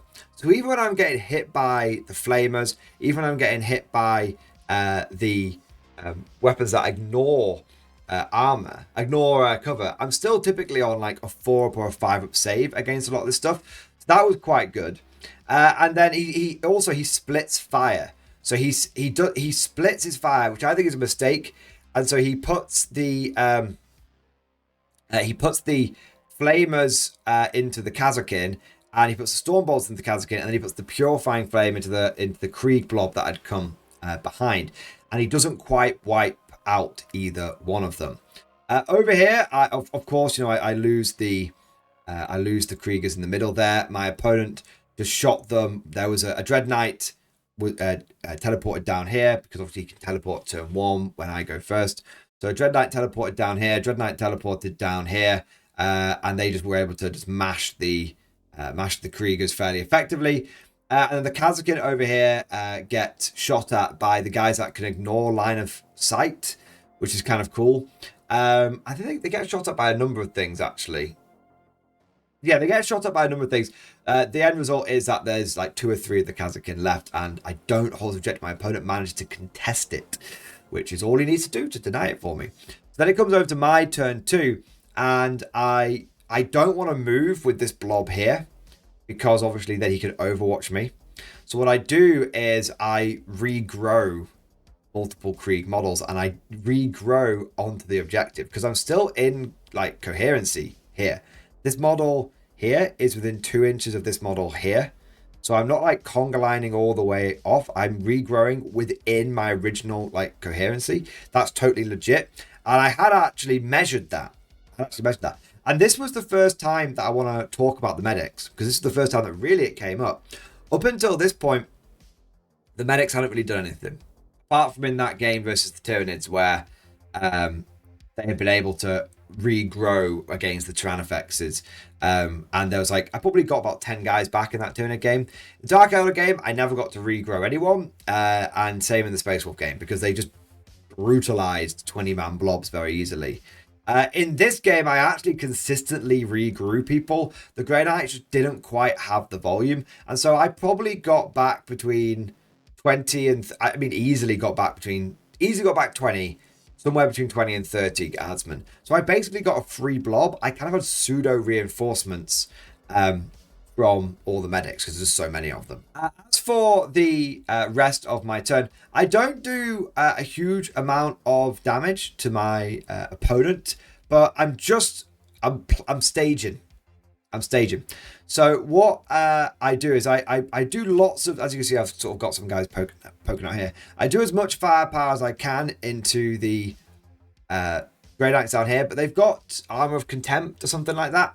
So my firepower, oh no, it's 4% vulnerable save, that's it. So I managed to kill 4 of 6 of them between all the firepower. It's not that much, but it's a little something. Other than that, oh, and I also kill a killer model from the Grey Knight squad over here with the Melter Mine. Just like, I'm within 3 inches of you, throw it through the wall. But that's basically my turn. But you can see, I'm just very ready now. Everyone's in position. We've got a blob. We've got multiple blobs down here ready to jump onto this objective here. We've got multiple blobs. We've got 2 blobs, Kazakin staged up here. We've got multiple blobs staged up here. Creed's blob is ready to jump out here and start shooting onto this objective. I'm ready. And my opponent is in a very difficult spot, because he's not on any objectives. He's getting 0 primary, and he's not killing me fast enough. I mean, what casualties have I taken this game so far? Lose one 20-man blob. Lose most of a Kazakin squad. Lose basically the equivalent of one Kazakin squad. Someone that's taken... I don't know if my opponent took fixed objectives this game, but I think he might have done. That was I think he took Cole and engage, but I double check. But he's just not, however you slice it, he's just not killing me. Just not killing me. So I've double checked, and my opponent had Cull and Assassinate. And I tell you what, exactly what I said earlier in the video. If someone took Assassinate against me again, I was going to be ready for it. And he did really badly on Assassinate. I think he only got 2 characters from 1 blob. That was it. So I basically denied my opponent one of his secondary objectives. And like I said, Assassinate caught me out once. But the big advantage I had going into day 2 is day 1 had been the day of learning. Day 2 was the day of applying those lessons. So here's a picture of the game at the end of my turn 3. So in my opponent's turn 2, he has to do that first. In my opponent's turn 2, he has a bit of a go turn. And he does this, I think it's... and I chatted to my opponent afterwards about this, so I'm sort of paraphrasing what he said. He does this a little bit out of desperation because he realized that he wasn't killing me quick enough. So he comes out with the Strike Marines here. He has a unit of Jumpy Dudes here. He has a unit of Purgy Dudes here, and of the Purgation Squad here, and a unit of the Flame of the Purifiers here. And then he brings another unit of Jumpy Dudes down here, and then he's got Crow's Squad that was down here. He comes out and he hits me hard. He wipes out the Kazakin here. He destroys most of a Krieg blob, of this Krieg blob that had come out here. And he also destroys the Krieg blob up there. But the big issue is now that he is out. And this was exactly what I was waiting for. Because I knew my opponent was going to have a go turn. He was going to have to go for it because he wasn't getting any primary. And the thing is, you might say, well, why wouldn't you just wait till the end of the game? Why don't you just wait till turn 5 and get primary then? Because if he doesn't do any damage to me, what I do on my turn 4, my turn 5, is I dump 70 bodies onto each objective. That's the issue. He can't wait. He's got to go, because otherwise I'm going to deny him his final game points. So I'd probably do that on my turn 4, to be honest. Score max primary on my turn 5, and then deny my opponent his primary on turn 5, because he doesn't have the volume, as we know. So he has a go turn, does a decent amount of damage, picks up a couple of blobs in one turn, gets himself some decent cull points. Problem is that now all of his Marines are out. And sure, they've got a 2-up save, but they're a Marine. They're 2 wounds T4. And I have got enough plasma to assault the gates of heaven. And so I kill every single one of these Marines. Strike Marines down. Both 5-man squads here down. Jumpy Dudes, I keep calling them intercessors, they're not called that. They're probably interceptors, but anyway. Jumpy Dudes down here. The only survivors are, there's one Jumpy Dude here, who ends up just dying to mass like guards with bayonets. And Crow's squad is left alive with Crow and like 2 guys. And so at the end of my turn 3, which is what this picture represents, my opponent has in his army,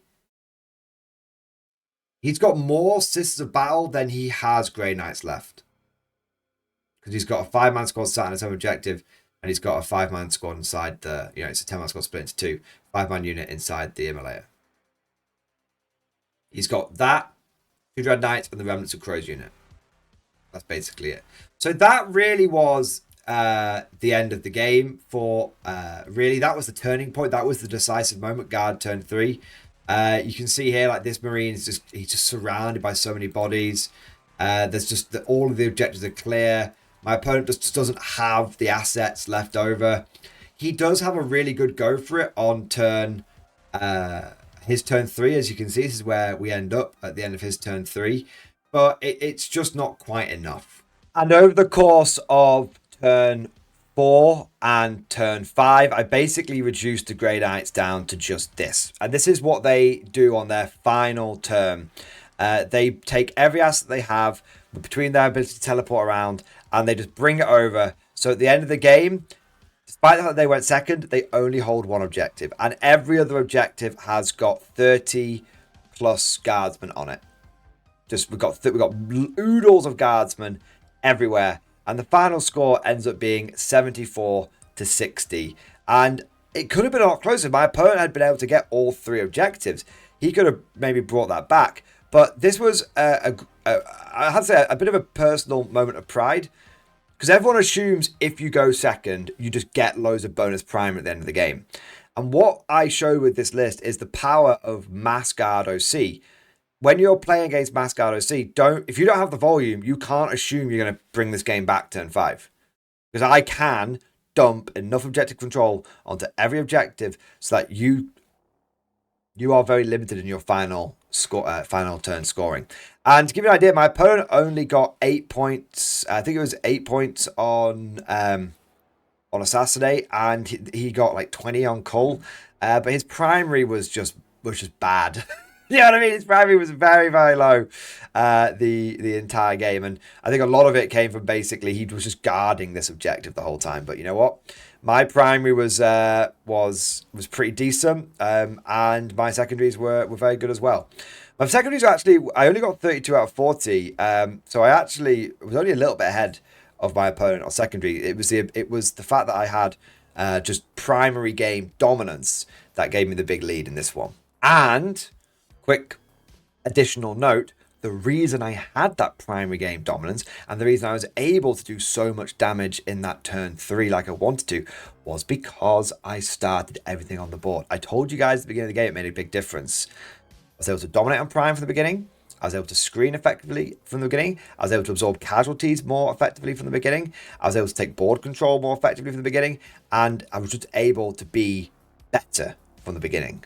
With game 4 over, it was time to go into the final game of the tournament.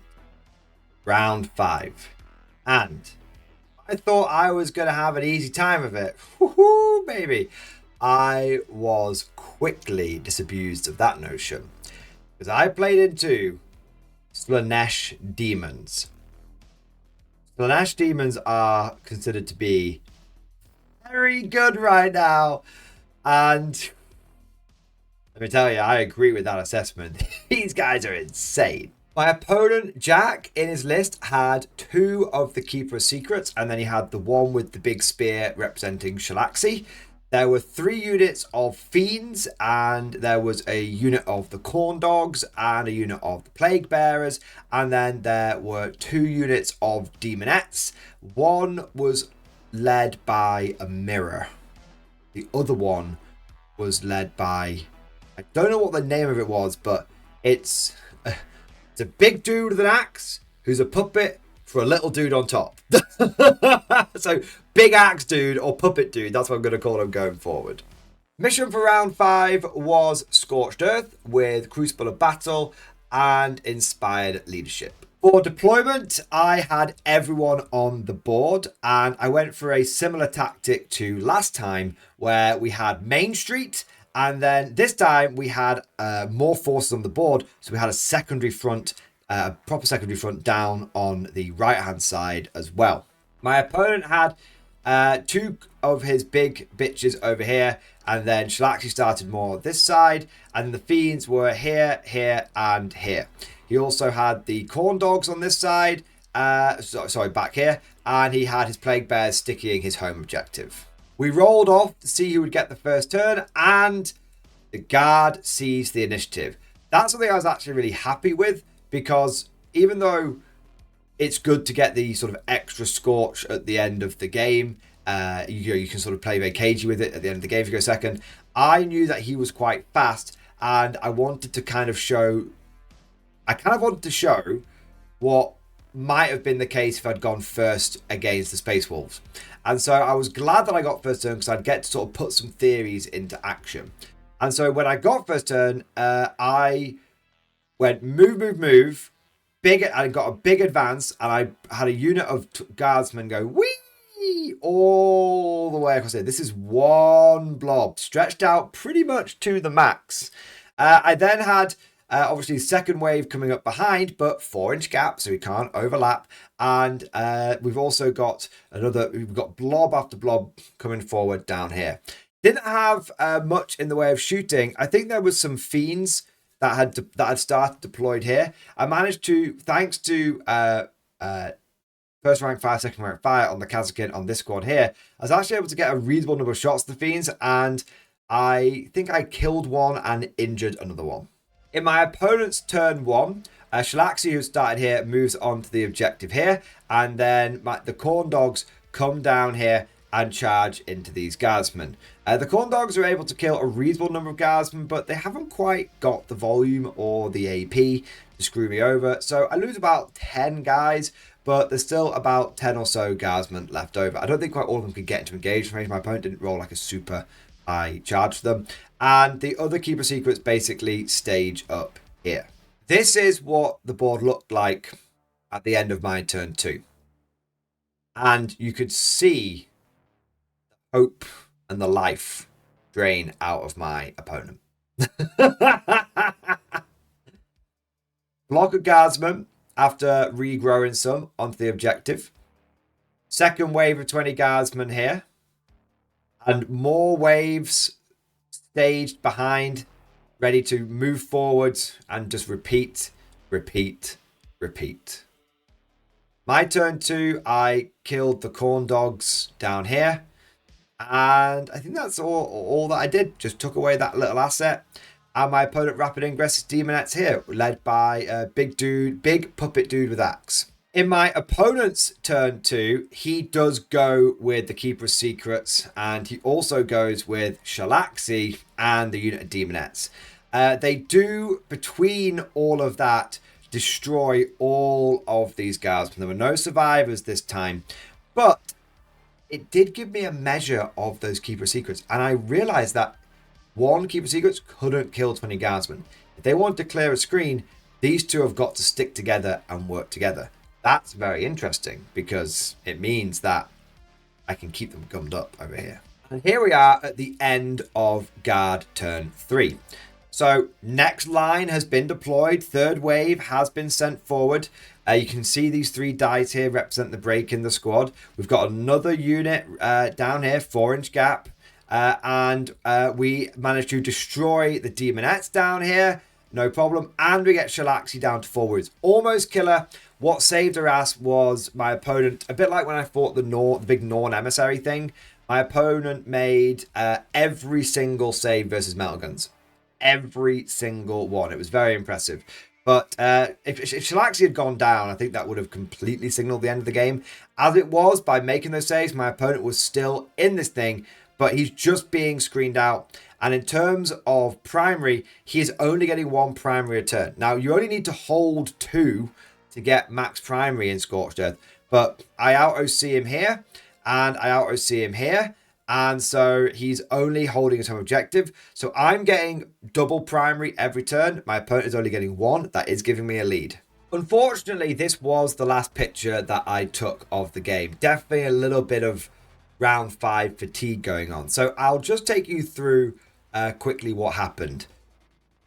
Opponent turn 3, he smashes another line. But you can see the pattern that is forming on this game. He smashes another line here. But then in my turn 4, Shalaxi goes down, and I also have no issue picking up 1 of the units of Fiends. In fact, I think I get 2 units of Fiends, because what happens is my opponent, I get marked for death, and there was like 1 unit of Fiends here that had like 1 left, so I just killed them. And then I killed 1 of the unit of Fiends here that was marked for death, because my opponent's not got many assets left, so he picks like these 2. And he picks both unit of Fiends that were here and then like 1 of the Keepers of Secrets. And so I'm like, well, I'm not going to get the Keeper, am I? So I go for the unit of Fiends down here and I do manage to kill them. What's interesting is my opponent was in a really tricky position. because I thought he was going to pass the wounds off this unit of fiends here, but they were also marked for death. We couldn't do that. So you can get around that passing wound thing if you happen to get marked for death at the right time. So my turn 4, like I said, basically consists of me killing 2 units of fiends and Shalaxi. And I also managed to get behind enemy lines because I do a charge against these plague bears and I get a big 10. I go move, and then charge. Big plague bear. My opponent's halfway point is here. And so I do manage to get the points there. Now, it's at this point where the game starts swinging away from the guard because my opponent is doing very, very well on secondaries. He went for tactical objectives and he is just drawing perfect tacticals every single turn. I am like dominating on primary here. I cannot express that enough. But every single turn, my opponent is getting like the perfect secondaries. It's like, God damn you, Chaos Gods, give me a chance here. So he's doing very well on the secondaries. In fact, by the end of the game, he actually maxes out secondaries and he went for tactical. Just absolute madness. Absolute madness. So it's going to come down to basically what's going to happen on primary. But here's the thing. At the end of round 4, I technically time out. For the first time ever, I technically time out. But here's the thing. We hadn't really been using the clock properly.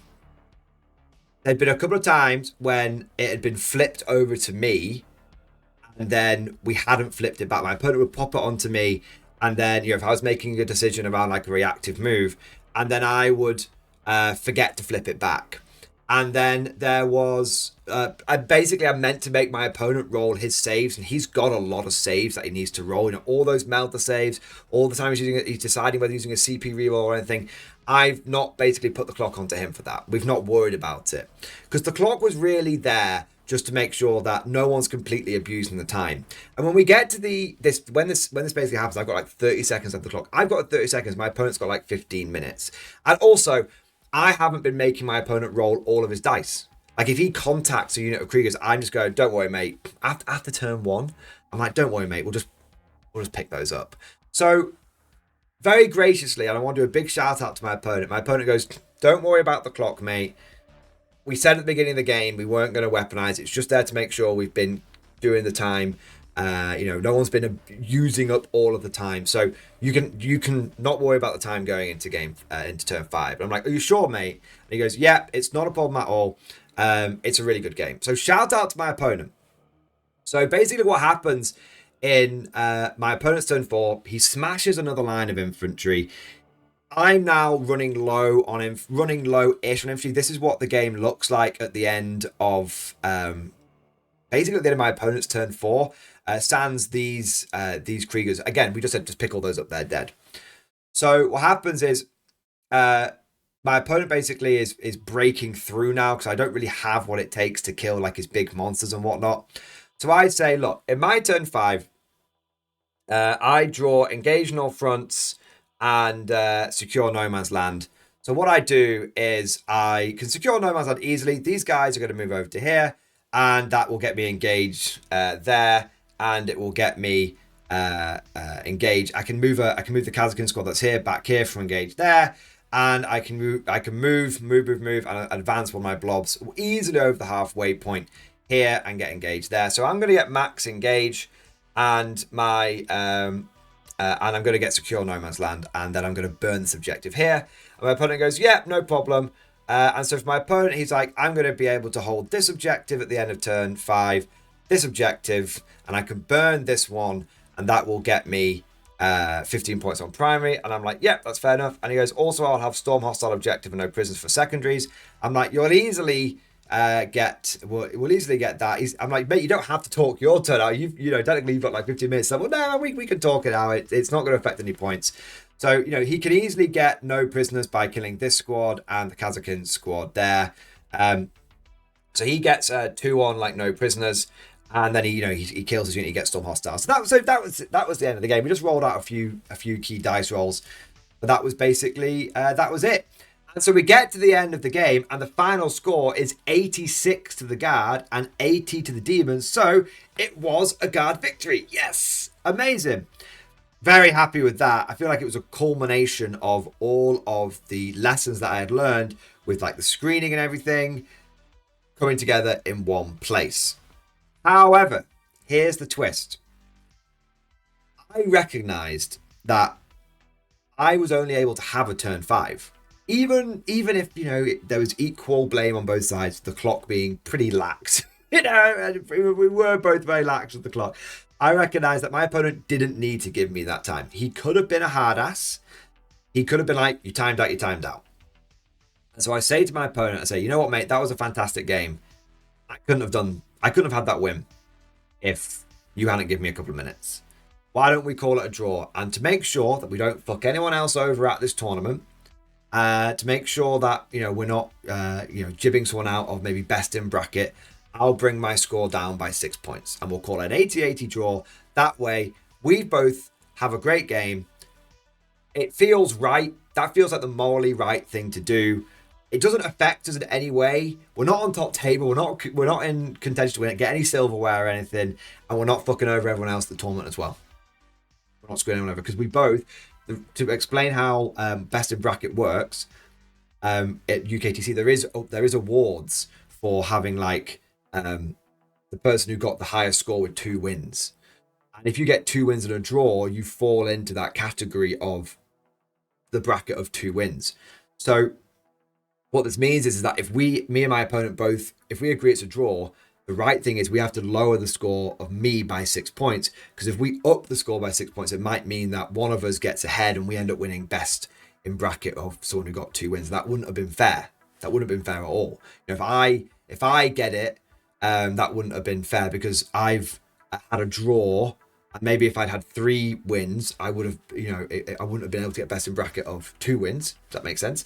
And if we bring my opponent by 6 points and he gets it, it means that he's had 6 points he shouldn't have done, and that would have jibbed someone out of best in bracket for 2 wins and a draw. So the right way of doing this is we lower my score by 6, because that way we make sure we're not screwing anyone over for best in bracket in 3 or best in bracket for 2 victories. And so with that example of sportsmanship, we get to the end of the tournament. And officially, my score was 2-1-2. So I managed to get a 50% win rate with Recon, which I think is actually pretty good. A lot of people think that Recon is trash tier and it's kind of bad. But I think what we showed is that it actually does have a lot of potential, even into this assault-based meta. Because let's talk about lessons learned. And remember what I said at the beginning of the video, guys. I was happy to go 0-5. Point of this tournament, and the point of this after action report, is to show off what Recon can do and to learn some lessons. I was happy to go 0-5. I'm going to worry with anything more than that. I'm more than happy with it. And so what were the lessons learned? It turns out that Recon can go into assault. It's just a lot harder. What ends up happening is you don't have your detachment rule, or it's very low impact, your detachment rule. There's always a little bit of shooting, right? But the stratagems make up for it. Being able to, a combination of scrambler field and reactive move and also tanglefoot grenade, they almost become your detachment rule. And they're very, very good. I feel by the end of the tournament, I was really showing that Recon can handle assault armies. Because those demonettes have got volume. Those fiends have got volume. Everything in my opponent's army had volume. The only thing was that the Keeper Seekers need to double up together. But when they did double up, they easily could handle a blob. So I faced plenty of armies on day 2. I faced both armies on day 2, which were anti-Recon. And yet I was able to, in essence, get a victory against both. And I think what's really important to point out here is this is what I would call traditional foot guard. This was almost index infantry guard being translated into the codex. And if I was to draw some lessons around that topic, I would say that's not the best way to do it. Truthfully. The blobs just die. Let's face up to reality. I'm the infantry guy. I love pure infantry. I've been running pure infantry for 10 years. My favourite way to play. But the reality of the situation is that infantry just dies. Losing the feel no pains on the command squads, and especially losing them on the death corps of Krieg marshals, is massive. And you can try and regrow people, but we're in 10th edition, where it's very competitive. There still has been power creep over the course of this edition, and 20-man blobs just disappear. You are almost better off taking 10-man squads. The only issue is you're going to run out of orders, but you are better putting a 10-man squad on an objective than a 20-man squad. The only thing the 20-man squad brings to the table is it has a huge footprint, which with Recon can be very good, because you can reactive move a huge unit and you can scramble a field a massive area of the board. Outside of Recon and outside of that, the 20-man blobs are just not what they once were. I don't think they're completely dead. I think it's important to note something here. The every guardsman on the street, a blob of 20k into the command squad is still going to do work for you. It's still going to do work. At the end of the day, it's just not a bad unit. It's just not as good. It's just not what it once was. And I think that's important to recognize, because the internet often just breaks things down into like trash and OP. And there is a middle ground. And right now, I put infantry platoons bang in that middle ground. They're not great. They're not terrible. They are literally 3.6 Ronkin. Another thing that needs to be reflected upon, and I have touched upon it a lot throughout this one, so I won't flog a dead horse, as it were. Indirect fire. Guard artillery has taken a lot of blows over the course of 10th edition.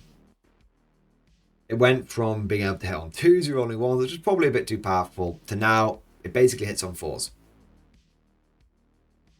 Despite that, you still need it. One of the big things that's missing from the Guard roster at the moment is an ability to go toe-to-toe in melee. We just can't. Rough Riders with the Melt Lancer just aren't reliable enough. Fulgrin really are there to take damage. They don't really do much damage. And Death Riders, well, even with Dreer, they're just too expensive. And as a result, being able to charge through walls and kill people on the other side, it's just something that Guard can't do. This is what makes Hammer of the Emperor so good as a detachment, because you can just blast through walls and then you can you can just drive through walls and then shoot stuff. Means you get really good pseudo indirect fire. But you can't do that outside of Hammer. Now you could say, what about Deep Striking Scions? But at that point you might as well go Bridgehead. But for every other detachment out there, you need your artillery. It's never been more true. You have less and less alternatives to artillery than ever before, unless you're in two very specific detachments. And I think that every Guard commander should be putting into their list a couple of field ordnance batteries in a Castellum, or we're putting into their list 9 Catachan mortars and Creed. That should be the first thing that goes in. If you are not in Bridgehead, if you are not in Hammer, those two options need to be there. So we've talked a little bit about traditional foot guard, and we've talked a little bit about indirect fire. But what does the future look like? What is the evolution of Recon? I think it's more elite focused. What I would probably do, if I was to do this list again, is I would have 1 or 2 big screens of guys. And I'd probably go down the Catachan route. So I could take 2 25-man blobs with a command squad in there, and just have these 2 unbelievably large screening units just that I can scout move, move, advance, the whole 9 yards, just straight forward. And they have assault as well on all their weapons, so it's like you're getting a free stratagem out of it. So I would take 2 of those. The rest of it, I'd then put 3 units of Kazakin in. I haven't talked about this yet. The Kazakin were the stars of the show. 3 Kazakin squads were amazing. I love Kazakin. They are essential for Recon Guard. After that, I'd be tempted by some Scions, although they're probably going to be just too expensive at this point. Do you know what I really like? I want to give a shout out to channel member and community member Trooper number 2102. Trooper number 2102. So used to saying his name so quickly in roll call. Veteran squads. I'm going to be making a video about this, but he came up with this idea of rather than taking a 20-man blob, what you do is you take a 10-man squad and then you add a command squad to it. It comes to 130 points, which is a little bit more than Kazakin, but it's not ridiculous. And what it does is you get 15 blokes, you get 2, if it's a Cadian one, you get like 2 special weapons and a plasma pistol from the Cadian command squad, and then you get 2 special weapons in the Cadian shock trooper squad. So you get like 4 special weapons and a plasma pistol. And this thing can benefit from being in recon because of cadence being on objectives and all that kind of stuff. And also, it's just hitting on 3s. It's got a smaller footprint. It's cheaper. And these are like the veteran squads of old returned. You know, they're somewhere between, the traditional sort of stormtroopers, Kazakin stuff, and your infantry platoons. And I think there's something to be said for that. I really like that. So if I was to do this again, I'd probably have a couple of blobs. And then I'd have lots and lots of elite infantry and indirect fire. But there is another way. You could go down loads of blobs again. You could stick with the blob guard. If you're a blob guard player, you could stick with the blob guard. But what I would do is I take 180 bodies. And then I put everything else into indirect fire. Maybe even only 150. I think if you went or 3 hits a Kazakin and then including with command squads and stuff, 120 blob infantry, get you to have 150 infantry and then the rest into mortars and field ordnance batteries. I think that would be amazing. And that would really, really work. Because even though you've got less bodies, you're indirectly making those bodies so much more durable because you're actually able to kill the enemy before they hit you. One of the big problems I had was that I had to move out and then just take the punch. But imagine if from the beginning of the game, I can punch my opponent. Imagine if I can essentially stop him from staging because he's like, oh, I'm going to hide behind the druid. I'm like, okay. Here's 9 mortars. Are you still hiding behind there with your Dark Elder? Didn't think so. See what I mean? There's a lot of potential to basically just mess up your opponent's plans. So I think Recon with mass infantry and mass artillery, I think that's very good in this current meta. Because if I may touch upon the current meta for a moment, we're in an assault infantry meta. There aren't that many vehicles. Like, it used to be we were in a vehicle and monster meta. Look at all the armies I faced. What was the heaviest thing that I came across? Like, one list of 3 greater demons. Didn't have more than that. 3 greater demons, and it wasn't even a great and clean one. And then you had, like a Norn? The rest of it was just infantry and medium-sized stuff.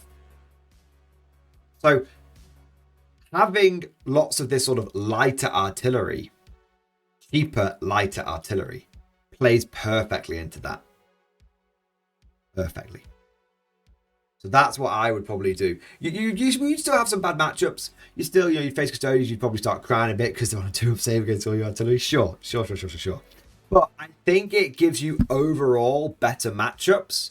And I think Recon is a solid 4-1 detachment. I think that essentially there's always going to be that one matchup that it can't quite handle. But if you could go 4-on-1 consistently with a detachment, I think that makes it pretty viable. I think that Recon is, and this is my main takeaway, my final conclusion, I think Recon is a local RTT winning detachment. And I think at GT levels and above, whether that's local GTs or at least with 50 players, if it's like a local sort of 20-man GT, it could probably win that as well. But from a 50-man GT and above, majors, super majors, I think it is a solid 4-and-1. Maybe on a bad day a 3-and-2, but it's a solid 4-and-1. It's definitely not trashed here in any way, shape, or form. But of course, all of that is just like my opinion, man. Let me know what you guys think down in the comment section below. What would you change about my army? Would you add indirect firing? And what are your opinions on Sentinels in Recon? I mean, they seem like a good choice, but I didn't face that many tanks. Maybe Plasma Sentinels? Let me know your thoughts on that front. If you enjoyed today's video, don't forget to smash that like button. And of course, subscribe to never miss an episode.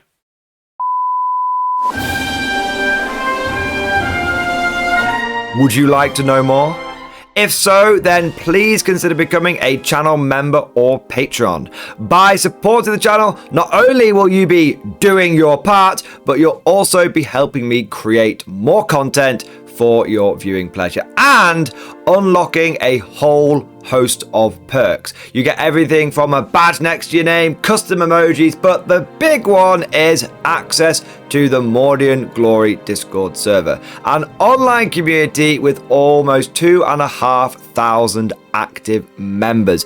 It's always popping off in the MG Discord. We've got channels for army lists, hobbying, tactics, stories, and even a pretty spicy meme section as well. For all you greenhorns that wanted to see the Mordian glory hole, today is your lucky day.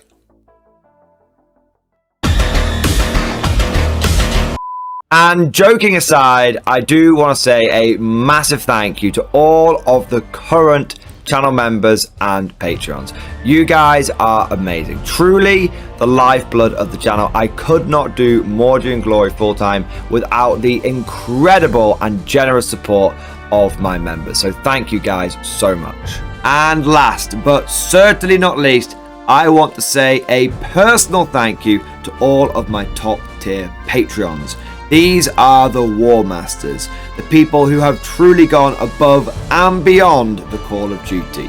So a heartfelt thank you to Alex Dengal, Bon Vert, Lord Pryor, Mark Panconi, RJ Scorpion, Swordfish Trombone, Try Again Bragg, John Stubbs, Nick Walsh, Diesel Fox, and August Barney. Seriously guys, thank you from the bottom of my heart. Your support is incredible and it makes a huge difference. Thank you so much. That's all for now. Hope you've all enjoyed today's video, and of course, as always, see you guys next time.